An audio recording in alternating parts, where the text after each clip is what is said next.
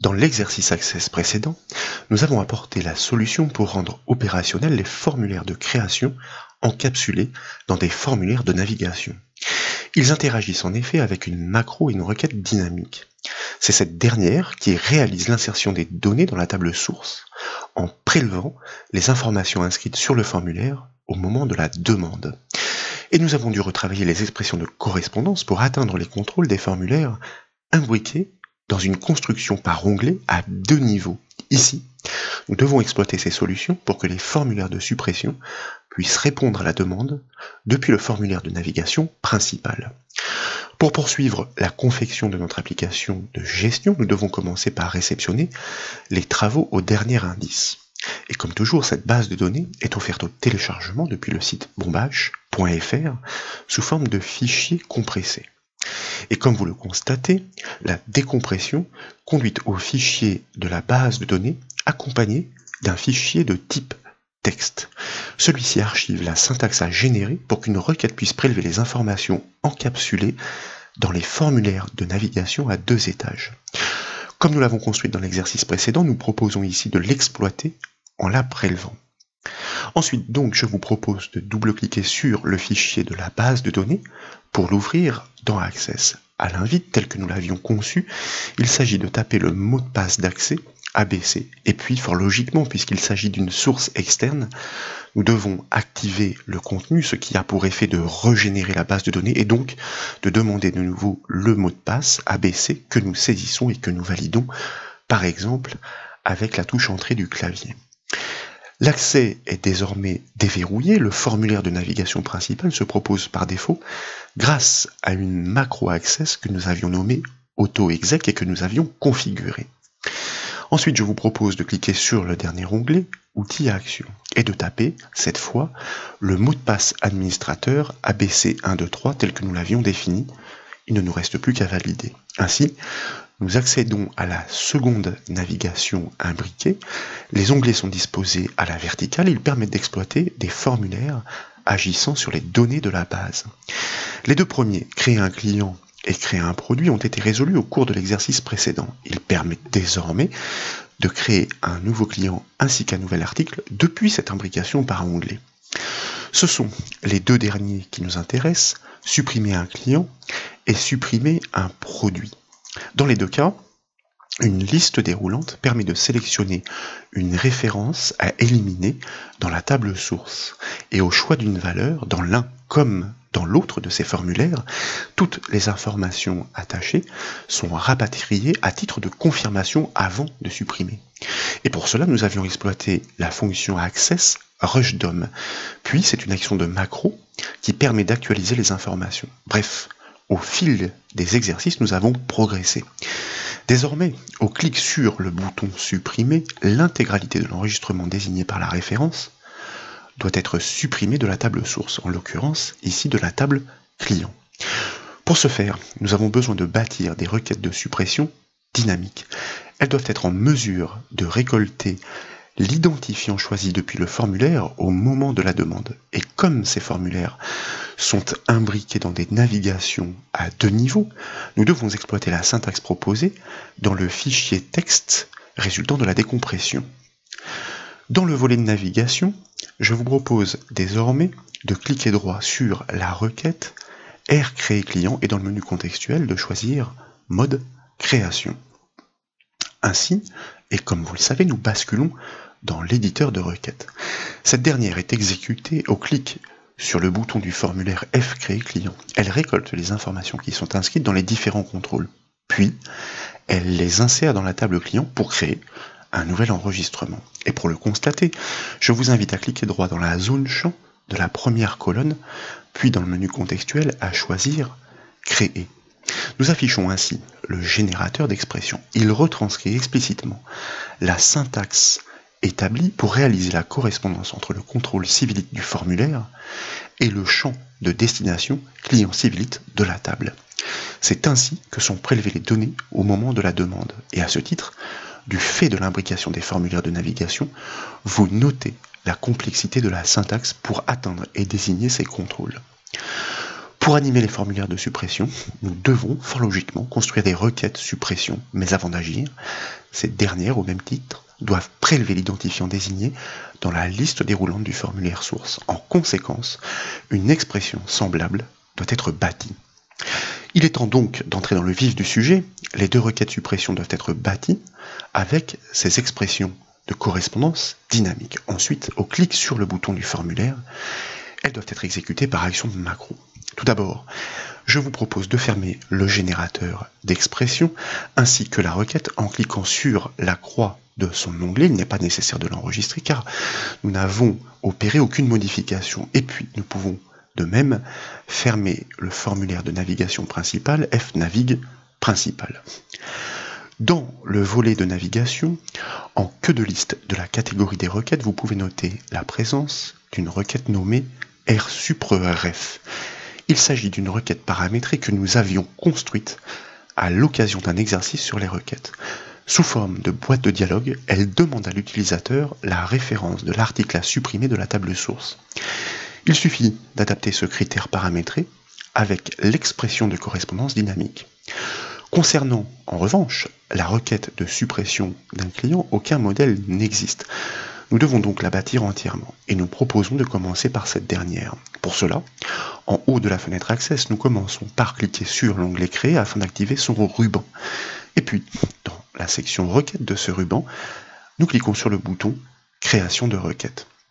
Dans la boîte de dialogue qui surgit, nous allons sélectionner la table Client, puis cliquer sur le bouton Ajouter et fermer. C'est bien la table Client, en effet, qui est concernée. Nous basculons ainsi dans l'éditeur de requête Access. Nous devons transformer cette dernière par défaut. Il s'agit en effet d'une requête sélection. Et pour cela, dans le ruban Créer de cet éditeur de requête, nous cliquons donc sur le bouton Suppression. Nous la transformons ainsi en requête action pour supprimer des enregistrements. Encore faut-il les définir, et ce critère est dynamique. Il dépend de la référence choisie par l'utilisateur sur le formulaire par le biais de la liste déroulante. À ce titre, vous notez l'apparition d'une ligne nommée supprimer dans la grille de requête. Elle permet de définir l'opérateur de la clause where, soit de la condition à remplir. Donc, pour supprimer un enregistrement complet, il suffit simplement de désigner le champ sur lequel la condition doit être satisfaite. Et ce champ correspond à celui de l'identifiant sélectionné depuis la formulaire. Il s'agit de la clé primaire. Dans la zone champ pour cette première colonne, je vous invite donc à choisir le champ client ID, l'identifiant du client. Comme vous pouvez le voir, les zones table et supprimer se remplissent automatiquement. Il ne nous reste plus qu'à définir le critère de suppression. Il dépend de l'identifiant choisi depuis le formulaire au moment de la demande. C'est pourquoi tout d'abord, nous allons consulter notre fichier texte, sélectionner l'intégralité de l'expression de correspondance qui est proposée, par CTRL-A par exemple, la copier, par CTRL-C, revenir dans notre éditeur de requête Access. Cette fois, nous cliquons droit dans la zone critère de ce champ qui va permettre d'établir la correspondance pour connaître l'enregistrement à supprimer. Dans le menu contextuel, nous choisissons Créer afin d'afficher le générateur d'expression. Et puis, nous réalisons le raccourci clavier CTRL-V pour y coller cette syntaxe de correspondance qui permet d'atteindre le dernier formulaire encapsulé dans cette navigation à deux onglets, à deux niveaux. À la fin de l'expression, faut-il encore désigner le contrôle précisément à atteindre. Il s'agit du contrôle nommé ID. C'est ainsi que nous l'avions intitulé. Donc, entre crochets, nous tapons son nom ID. Et l'expression est désormais terminée. Nous pouvons donc valider en cliquant sur le bouton OK du générateur d'expression. Et puis, nous enregistrons fort logiquement cette requête par le raccourci clavier CTRL-S par exemple, avec un nom suffisamment explicite comme par exemple r_supr_, toujours pour éviter les espaces. Alors non pas ref, bien entendu, mais client, puisque là en l'occurrence nous agissons bien sur la table client. Nous pouvons donc valider ce nom, nous constatons qu'elle apparaît bien dans le volet de navigation Dans la catégorie des requêtes, elle est reconnue par son icône de requête suppression. Nous devons désormais préparer la requête permettant de supprimer dynamiquement un produit. Tout d'abord, nous fermons la requête rSupr_client et dans la foulée, nous allons cliquer droit sur la requête existante, rSupr_ref, et choisir mode création comme précédemment afin de basculer dans l'éditeur de requête Access. Vous notez bien la présence donc de ce fameux critère paramétré posé sur le champ produit ref de la clé primaire. Nous allons cliquer droit dans cette zone de critères, comme tout à l'heure, choisir créer pour afficher une fois encore le générateur d'expression. Par CTRL A, nous sélectionnons l'actuelle syntaxe que nous supprimons avec la touche Supr du clavier, puis nous collons la précédente syntaxe prélevée depuis le fichier texte et nous n'avons plus qu'à désigner le contrôle à atteindre qui est reconnu par son nom. Son nom est référence que nous stipulons entre crochets tels que l'impose la syntaxe Access pour la reconnaissance des champs et des contrôles référence. Donc, nous cliquons désormais sur le bouton OK du générateur d'expression pour revenir dans l'éditeur. Nous n'avons plus qu'à enregistrer cette requête par CTRL S par exemple, et nous pouvons la fermer puisque cela va de soi. Ces requêtes doivent être utilisées conjointement avec d'autres objets, en l'occurrence ici les formulaires et les macros. Donc effectivement, elles doivent être déclenchées depuis ces formulaires respectifs au clic sur le bouton. Mais souvenez-vous, ces formulaires, et c'est tout l'enjeu, sont utilisés dans les systèmes de navigation imbriqués et pas indépendamment. C'est la raison pour laquelle nous avons construit ces syntaxes complexes pour atteindre ces contrôles. Ce sont donc des actions de macro qui doivent être générées sur événement. Mais avant cela, nous proposons de consulter les tables clients et produits. L'objectif est de repérer les enregistrements à supprimer. Ainsi, à l'issue de l'opération, en constatant leur absence, nous pourrons confirmer que les formulaires sont fonctionnels. Tout d'abord, tout en haut du volet de navigation, je vous invite à double-cliquer sur la table client pour l'ouvrir, et puis grâce à l'ascenseur vertical, nous allons atteindre la fin de ces enregistrements. Nous choisissons par exemple de réaliser un test de suppression sur l'avant-dernier client reconnu par l'identifiant 46. Très bien, après ce premier constat, je vous propose de fermer la table client et puis, toujours par double-clic, d'ouvrir la table produit. Il y a un enregistrement que nous avions créé qui est situé, alors faut-il encore que je le retrouve, un peu plus bas de mémoire. Nous allons l'atteindre ensemble, n'ayez crainte. Alors, il doit être situé, alors voilà, je l'ai trouvé, plus précisément donc en ligne 222. Il s'agit d'un test que nous avions réalisé pour confirmer que nos formulaires de création, en l'occurrence ici pour créer un nouveau produit, étaient bien fonctionnels. Donc c'est un article qui n'était pas présent par défaut dans cette table, et c'est bien lui, avec cette référence BZXH123TT, que nous proposons de supprimer à titre d'essai. Désormais, donc, nous pouvons fermer cette table produit et dans le volet de navigation, je vous propose de cliquer droit sur le formulaire qui se nomme fSupr_client. Comme toujours, dans le menu contextuel, nous choisissons mode création puisque nous souhaitons opérer quelques adaptations. Sur ce formulaire en conception, nous allons commencer par sélectionner le bouton supprimer, celui qui nous intéresse prioritairement. Ensuite, nous activons, si ce n'est déjà le cas, l'onglet événements de sa feuille de propriété. Puis, nous cliquons à l'extrémité droite de son événement au clic sur le petit bouton. Et dans la boîte de dialogue qui apparaît, qui propose d'ailleurs plusieurs méthodes pour enclencher des actions, nous conservons celle qui est offerte par défaut, générateur de macros, et nous validons par OK. De fait, nous basculons cette fois dans l'éditeur de macro Access. Une liste déroulante se propose naturellement pour choisir et définir les actions à déclencher. Mais avant cela, nous devons disposer de toutes les options disponibles. Comme nous l'avons expliqué dans l'exercice précédent, l'exécution d'une requête action déclenche des alertes système.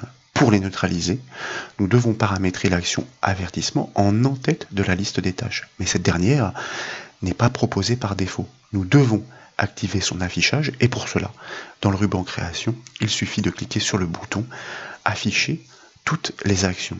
De fait, Au centre de l'éditeur, nous pouvons déployer de nouveau cette liste déroulante pour choisir cette action qui désormais est proposée, en l'occurrence avertissement, tout en conservant son attribut avertissement actif sur nom tel que nous l'avons expliqué. Dans la foulée donc, nous pouvons cumuler avec l'action ouvrir requête qui porte bien son nom, elle permet donc d'ouvrir une requête et s'il s'agit d'une requête action, de l'exécuter, cela va de soi. Faut-il encore définir son nom? C'est pourquoi une première liste déroulante est proposée. Souvenez-vous, il s'agit de la requête RSupre-client pour le formulaire de suppression des clients. Et puis, dans la zone mode de données, nous allons choisir lecture seule, même si aucune modification n'est amenée à être opérée.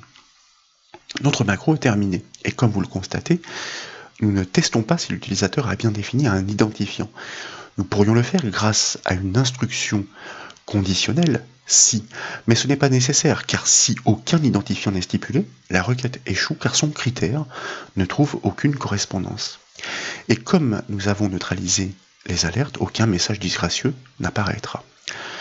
Pour apporter confirmation à l'utilisateur néanmoins, il peut être intéressant de déclencher un message de confirmation à l'issue du traitement. C'est pourquoi, tout en bas de la liste, pourquoi pas, je vous propose d'ajouter l'action zone message, qu'il s'agit ensuite de paramétrer avec effectivement une information dédiée, comme par exemple le client, alors avec un espace tant qu'à faire, le client désigné a été supprimé. Un message de confirmation qui peut s'avérer utile pour que l'utilisateur sache qu'effectivement il s'est bien produit l'action qu'il a demandée. Nous allons régler l'attribut bip sur nom pour ne pas entendre de signal sonore et éventuellement ajouter un titre à cette boîte de dialogue qui se paramètre donc très simplement avec quelques arguments comme vous le constatez qu'il s'agit de remplir. Avant de tester le bon fonctionnement de cette macro, nous devons aussi paramétrer le bouton destiné à fermer le formulaire. Certes, il ne sera utile que lorsque ce dernier sera utilisé indépendamment. Dans le contexte des onglets, il suffit de basculer sur un autre outil. Mais dans le contexte de l'apprentissage des macros, ces manipulations sont intéressantes. C'est pourquoi, dans le ruban création de l'éditeur de macros, tout d'abord nous cliquons sur le bouton enregistrer, puis sur le bouton fermer. Et de retour sur le formulaire, nous sélectionnons bien le bouton fermer formulaire. Forcément, son onglet événement est actif par défaut puisque c'est l'onglet que nous avons exploité précédemment. Et comme nous l'avons fait, nous allons pour ce bouton cliquer sur le petit bouton de son événement au clic, choisir générateur de macro et valider par OK. Et dans l'éditeur, nous allons choisir l'action que nous avons déjà utilisée d'ailleurs, qui se nomme fermer fenêtre. Donc une action au sens large, puisque une fenêtre est un objet qui peut désigner tout un tas d'autres objets. C'est pourquoi, dans la première liste type d'objet, nous devons bien indiquer qu'il s'agit d'un formulaire, et ensuite, nous devons préciser son nom. Il s'agit du formulaire qui se nomme FSupre-client.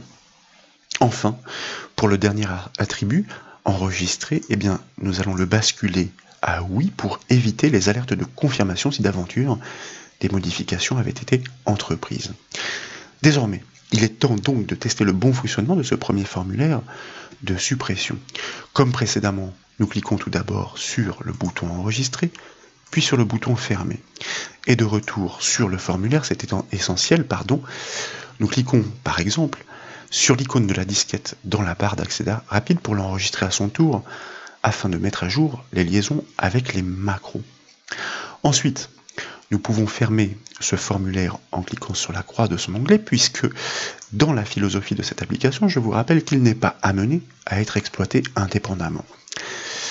Ensuite, donc, nous double-cliquons sur le formulaire fnavigue principal, c'est bien lui qui se propose à l'ouverture de la base de données après avoir validé le mot de passe d'accès.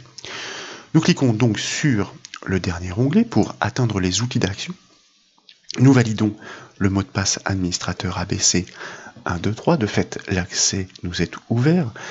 Nous cliquons sur l'onglet supprimer un client pour atteindre ce formulaire que nous devons paramétrer, que nous venons de paramétrer mais que nous devons tester, que nous venons de paramétrer dans le contexte de l'exploitation de cette navigation par onglet à 2 étages.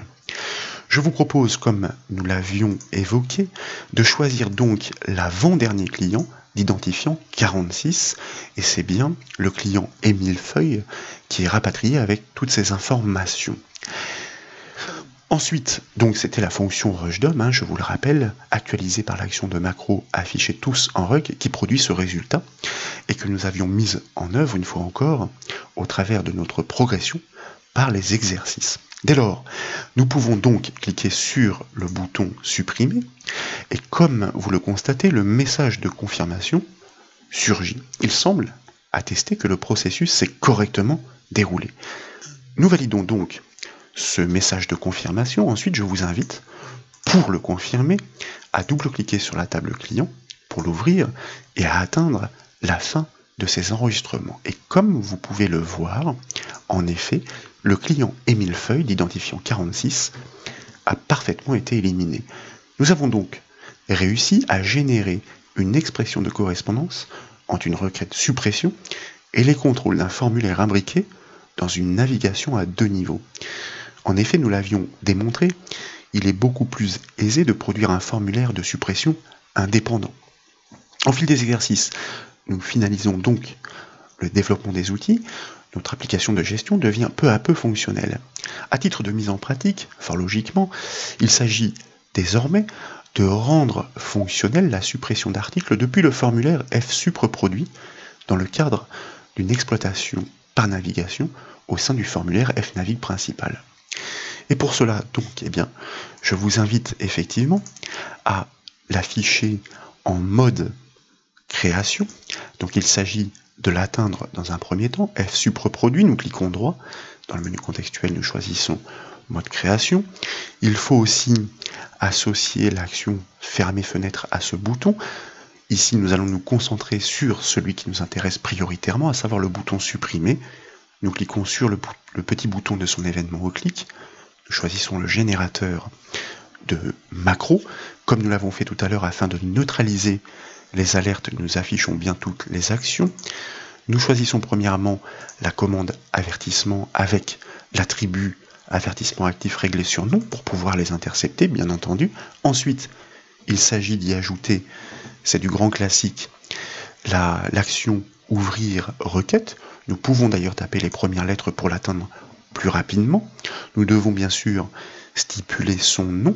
Il s'agit de la requête rsupref pour supprimer une référence de la table produit que nous allons bien sûr exécuter en mode lecture seule, et nous pouvons là encore associer à la suite, donc cumuler une nouvelle action, un message de confirmation destiné à l'utilisateur.